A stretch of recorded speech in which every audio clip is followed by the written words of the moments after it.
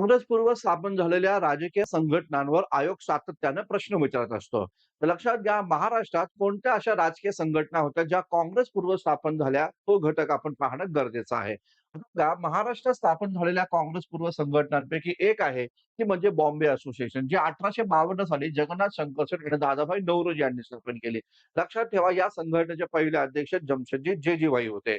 त्याचबरोबर दुसरी संघटना आहे ती म्हणजे वसई असोसिएशन, जी 1862 साली गोविंद बाबाजी जोशी यांनी स्थापन केली. त्यानंतर एक आहे संघटन, ते म्हणजे ठाणे असोसिएशन, जे 1868 साली स्थापन झालं. गोविंद बाबाजी जोशी यांनी हे संघटन स्थापन केलं. त्यांच्या 2 संघटना आहे. एक म्हणजे वसई असोसिएशन आणि दुसरं आहे ठाणे असोसिएशन.